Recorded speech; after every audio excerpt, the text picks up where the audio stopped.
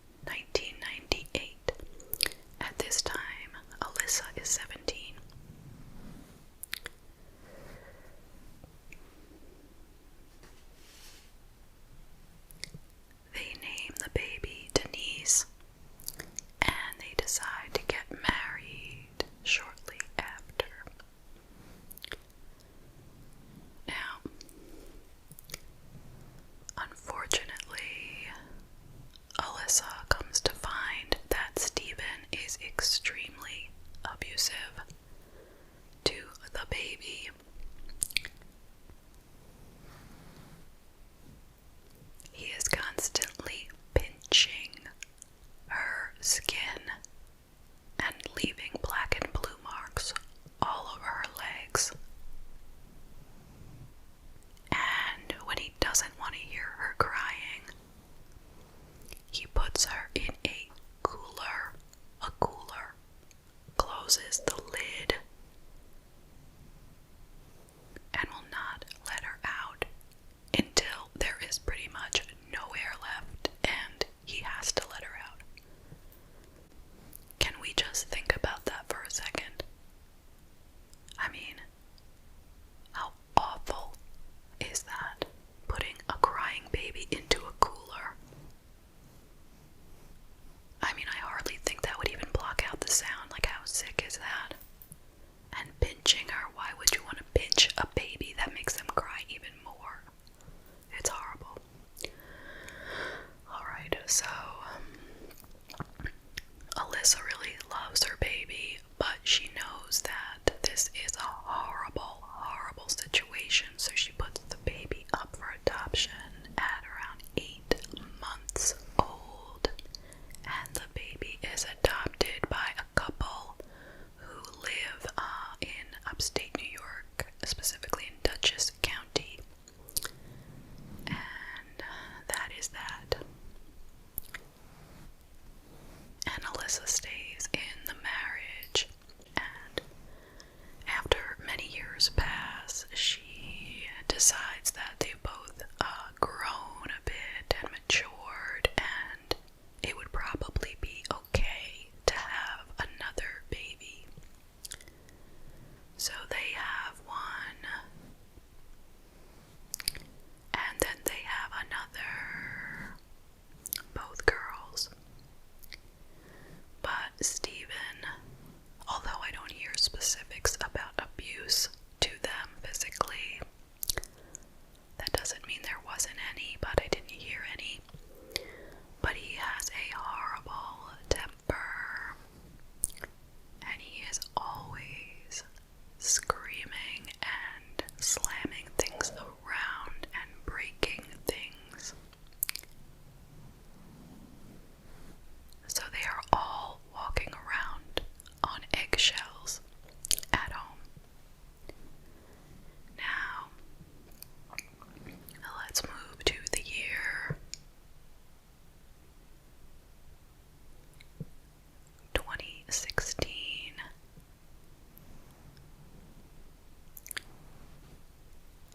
The baby, the first baby that had originally been named Denise, is now 18. She's been renamed Katie, and she's doing pretty well. She has plans to attend college. She is very artistic, and she is going into a school for digital advertising.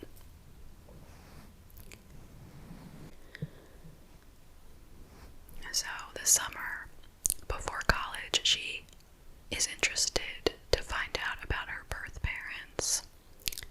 So she finds them, she starts speaking with them, and in August of that year, 2016, she decides not to go to college as planned, but instead to move in with her biological parents, who are now living in Virginia. So her adoptive parents, I mean, I don't think they're too thrilled, but what can they do? You know, she is an adult. So, I mean, I have to wonder why. Why is she doing that? I mean, it's one thing to say, you know, I want to go meet them, you know, but why throw away your plans for the future and go live with them? Like, what is that about? But that is what she does. So she goes down there, she meets her two sisters that she never knew. Those are full sisters, they're not half sisters.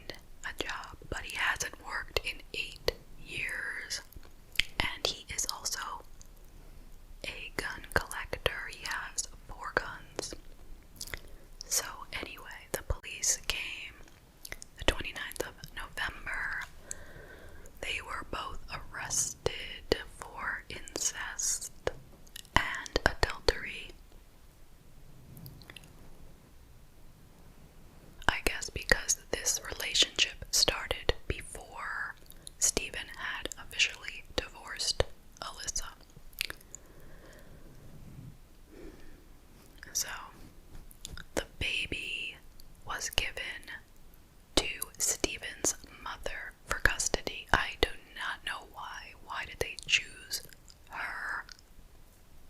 It doesn't seem like the greatest choice, but they chose her. And the two of them were let out of prison or jail on bail separately, and they were given no contact orders between each other, so they could not see each other. They were allowed to see the baby. And when Alyssa got out of jail, she moved back in with her parents in New York. And he moved back into his place in North Carolina. And they did not speak, as they were not allowed to. Now, in April of 2018, Katie calls up Stephen and tells him that's it. She's thought it through and she wants to break up. It's over. Now, Stephen was fuming about this breakup. So what did he do? He went over to his mother's place on April 11th, 2018. He told her he was taking his son, Bennett. I think the baby was around 7 months old, so he takes the baby. He says he is bringing him to visit his mother in New York, and he's not barred from seeing the child, so she lets him take the baby. He goes back to his place and he suffocates his little baby and leaves him in a closet. Then he gets his gun. He gets into his car and drives through the night all the way from North Carolina up to New York. So now it is April 12th when he finally gets there.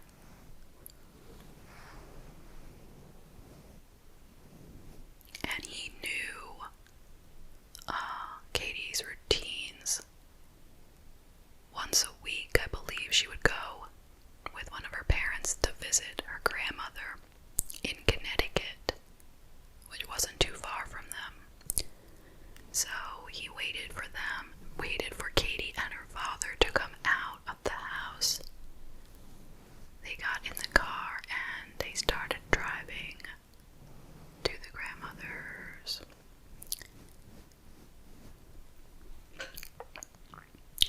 While they were driving, Stephen proceeded to shoot into the car, killing both Katie, who was 20, and her father,